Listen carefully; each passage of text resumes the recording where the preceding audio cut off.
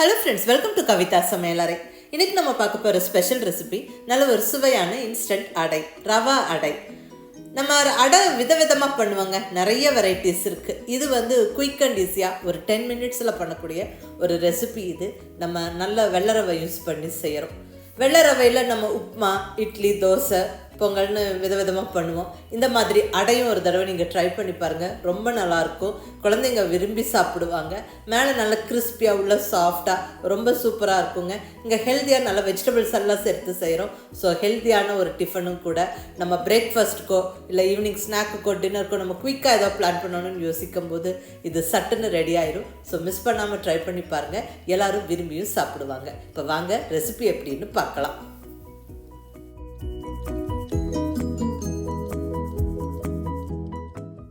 இப்போ நல்லா இந்த ரவை அடை செய்யறதுக்கு தேவையான பொருட்கள் எல்லாம் எடுத்து வச்சாச்சு. அது என்னென்னு பார்த்துடலாங்க. இங்கே 2 பேருக்கு அடை செய்யறதுக்கு தேவையான பொருட்கள் எடுத்து வச்சுருக்குறேங்க. 1/2 கப்பு மெஷர்மெண்ட் கப்பில் வெள்ளை ரவை எடுத்துருக்குறேன். இதுக்கு ஈக்குவல் குவான்டிட்டி கோதுமை மாவு சேர்க்கணும். அப்போ தான் இந்த அடை பிசைஞ்சு நம்ம தட்டி எடுத்து போடுறதுக்கு ரொம்ப நல்லாயிருக்கும், டேஸ்ட்டும் நல்லாயிருக்கும். ஸோ நல்ல உப்புமாவுக்கு பயன்படுத்தக்கூடிய வெள்ளை ரவை 1/2 கப்பு, கூடவே கோதுமை மாவு 1/2 கப்பு. அடுத்தது அடமாவில் சேர்த்து பிசையறக்கு ஒரு 1/4 கப் அளவுக்கு தயிர். அதிகம் புளிக்காத ஃப்ரெஷ்ஷான தயிர் எடுத்துக்கிறேன். தயிர் சேர்த்து பிசையும் போது ரொம்ப நல்லாயிருக்குங்க. ஸோ ஒரு 1/4 கப்பு தயிர் எடுத்து வச்சாச்சு. அடுத்தது இது கூட ஒரு 2 டேபிள் ஸ்பூன் அளவுக்கு துருவின தேங்காய், நல்லா ஃப்ரெஷ்ஷாக துருவின தேங்காய் எடுத்துக்கேன். இது அடையில் சேர்த்து நம்ம பிசைஞ்சு செய்யும் போது சாப்பிட்றதுக்கு நல்லா இன்ட்ரெஸ்டிங்காக இருக்கும். கூடவே ஒரு கைப்பிடி பொடியான இருக்கணும் கொத்தமல்லி இலை, ஒரு பெரிய கேரட்டை நல்லா துருவி வச்சாச்சு. நல்ல ஒரு பெரிய வெங்காயமும் நல்ல பொடியாக நறுக்கி எடுத்து வச்சாச்சு. ஸோ இதெல்லாம் சேர்க்கும் போது அடை சாப்பிட்றதுக்கு இன்ட்ரெஸ்டிங்காக இருக்கும். நல்ல காரமான மிளகாய் பொடி 1/2 டீஸ்பூன், கருவேப்பிலை நல்ல பொடியாக நறுக்கணும், கருவேப்பிலை ஒரு 2 கொத்து, பொடியாக நறுக்கணும் 1 இன்ச் அளவுக்கு இஞ்சி நல்லா பொடியாக நறுக்கிக்கோங்க. அடுத்தது ஒரு பெரிய பச்சை மிளகாவை பொடியாக நறுக்கி வச்சுருக்கிறேன். கூடவே தேவையான அளவு உப்பு, மஞ்சள் பொடி. இது கூட கொஞ்சமாக பெருங்காயப்பொடி சேர்த்துக்கணும். இந்த அடையெல்லாம் கொஞ்சம் ஹெவியான ஐட்டம். ஸோ ஜீரணத்தை அதிகப்படுத்துறதுக்கு இந்த பெருங்காயம்லாம் மஸ்ட்டு. நல்ல ஒரு டேஸ்ட்டும் கொடுக்கும், வாசனையும் கொடுக்கும். நான் இங்கே ஜிபிசி பெருங்காயம் எடுத்துருக்கிறேன். இப்போ இந்த பொருட்கள் எல்லாம் ஒவ்வொன்றா நம்ம பவுலில் சேர்த்துக்கலாங்க. இப்போ நம்ம இங்கே ஃபஸ்ட்டாக சேர்க்கிறது நல்ல வெள்ளை ரவை, அளந்தெடுத்து ரெடியாக வச்சுருந்த வெள்ளை ரவை, உப்புமாவுக்கு பயன்படுத்தக்கூடிய வெள்ளை ரவை சேர்த்தாச்சு.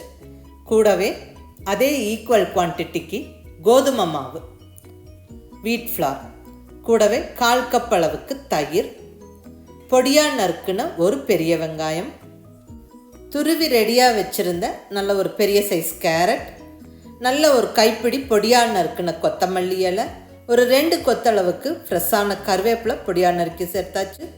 கூடவே ஒரு பச்சை மிளகாவும் பொடியாக நறுக்கி சேர்த்தாச்சு. அது நல்ல பொடியாக நறுக்குன 1 இன்ச் அளவுக்கு இஞ்சி, கூடவே 2 டேபிள் ஸ்பூன் துருவின தேங்காய். அடுத்தது மிளகாய் பொடி 1/2 டீஸ்பூன், மஞ்சள் பொடி 1/4 டீஸ்பூன், தேவையான அளவு உப்பு. மிஸ் பண்ணாமல் பெருங்காயப்பொடி சேர்த்துக்கங்க. வாசனையும் டேஸ்ட்டும் நல்லாயிருக்கும், ஜீரணத்தையும் அதிகப்படுத்தும். இங்கே நான் ஜிபிசி பெருங்காயம் சேர்த்துக்கிறேன். இந்த பெருங்காயமோட லிங்க்கு கீழே டிஸ்கிரிப்ஷனில் இருக்குது, மிஸ் பண்ணாமல் வாங்கி பாருங்கள், ரொம்ப நல்லாயிருக்கு. நான் இப்போ கொஞ்ச நாளாக வாங்கி யூஸ் பண்ணிகிட்ருக்கிறேன். இப்போ இதெல்லாம் நல்ல ஒரு வாட்டி கலந்து விட்டுருவோம். இப்போ கொஞ்சம் கொஞ்சமாக தண்ணியை தெளித்து பிசைஞ்சுக்கோங்க. ஏன்னா ஏற்கனவே நம்ம தயிரும் விட்டுருக்குறோம். இங்கே நம்ம அடைக்கி தட்டுற மாதிரி பிசைகிறோம். ஸோ அந்த கன்சிஸ்டன்சிக்கு நம்ம பிசைஞ்சுக்கணும். தண்ணி விட்டு ரொம்ப கரைச்சி விட்டுறாதீங்க, பிசைஞ்சு எடுத்துக்கோங்க. ரொம்ப டைட்டாகவும் இருக்கக்கூடாது, ரொம்ப லூஸாகவும் இருக்கக்கூடாது. பாருங்க, இந்த அளவுக்கு பிசைஞ்சுக்கலாம். இது இருக்கட்டும், ஒரு 5 நிமிஷம் ஊறட்டும், அந்த ரவை கொஞ்சம் சாஃப்ட் ஆகட்டும். இப்போ அந்த டைம் கேப்பில் நம்ம தோசைக்கல்லை சூடு பண்ணிடலாம். இங்கே தோசைக்கல் ஸ்டவ்வில் வச்சாச்சு. இந்த தோசை தவாவோட லிங்க் நிறைய பேர் கேட்குறீங்க, கீழே டிஸ்கிரிப்ஷனில் கொடுத்துருக்குறேன். இப்போ அடுத்தது 5 நிமிஷம் நல்லா ஊறினதுக்கப்புறம் மறுபடியும் பிசைஞ்சு விட்டாச்சு. இங்கே அடை தட்டுறதுக்கு வாழை இலை ரெடி பண்ணி வச்சுருக்கிறேன். இப்போ இதில் நல்லா எண்ணெய் தடவி விட்டுறலாங்க. ஸோ அடை நம்ம ஈஸியாக தட்டி எடுத்து நம்ம தோசைக்கல்லில் போட்டுடலாம். வாழை இலை யூஸ் பண்ணலாம், இல்லைன்னா நம்ம பட்டர் பேப்பர் அல்லது ஆயில் கவர் கூட யூஸ் பண்ணலாங்க. பட் பனானா லீஃப் யூஸ் பண்ணுறது ரொம்ப ஒரு ஹெல்த்தியான ஆப்ஷனும் கூட.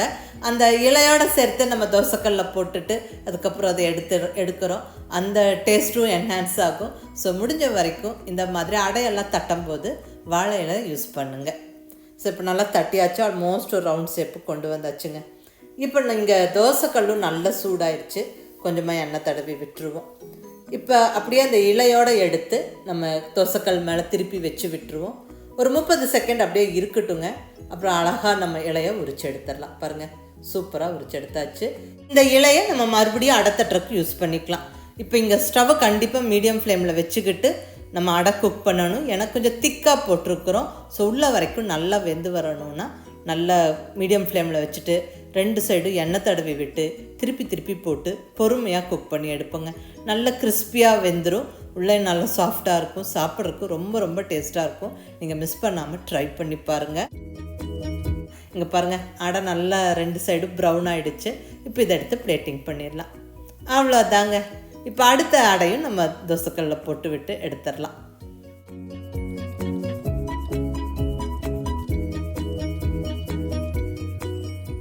பர்ஃபெக்டாக நல்ல சூப்பரான இன்ஸ்டன்ட் ரவா அடை ஜம்முன்னு ரெடி ஆயிடுச்சு. இந்த அடையில் நல்ல உப்பு, காரம், வெஜிடபிள்ஸ் எல்லாம் சேர்த்து செஞ்சுருக்கோம். ஸோ இதை அப்படியே சாப்பிடலாம். சட்னிக்கு தேவையில்லை. பட்டு சட்னி வேணும்னு விருப்பப்படுறவங்க சட்னியும் சேர்த்து சாப்பிட்லாங்க. இங்கே நான் நல்ல ஒரு தேங்காய் சட்னியும் கேப்சிகம் சட்னியும் வச்சுருக்கிறேன். இந்த கேப்சிகம் சட்னி ரெசிபி எல்லாம் ஆல்ரெடி நான் அப்லோட் பண்ணியிருக்கிறேன். கீழே டிஸ்கிரிப்ஷனில் லிங்க் கொடுத்துருக்குறேன். வேணுங்கிறவங்க பார்த்துக்காங்க. ரொம்ப ஒரு ஈஸி சிம்பிள் டிஃபன் ரெசிபி இது. டக்குன்னு ஒரு 10 நிமிஷத்தில் செஞ்சிடலாம்.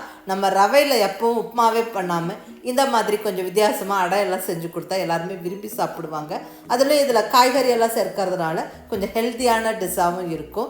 நம்ம இங்கே கேரட்ஸ் எடுத்துருக்குறோம். இது போக நம்ம முட்டைக்கோஸ் சேர்க்கலாம், கீரை சேர்க்கலாம். ஸோ அதெல்லாம் உங்கள் விருப்பம், உங்களோட க்ரியேட்டிவிட்டி. நீங்கள் இதில் காய்கறி வேறு எந்த காய்கறி உங்களுக்கு சேர்க்க விருப்பமோ அதை சேர்த்து நீங்கள் அழகாக குக் பண்ணலாம். செஞ்சு பாருங்கள், மிஸ் பண்ணாமல் ட்ரை பண்ணி பார்த்துட்டு எப்படி இருந்ததுன்னு உங்கள் ஃபீட்பேக் சொல்லுங்கள். பிடிச்சிருந்தால் லைக் பண்ணி, ஷேர் பண்ணி, கமெண்ட் பண்ணுங்கள். கவிதா சமையலறை சப்ஸ்கிரைப் பண்ணி என்னுடைய மற்ற ரெசிபிஸும் வீடியோஸும் பாருங்கள். தேங்க்யூ.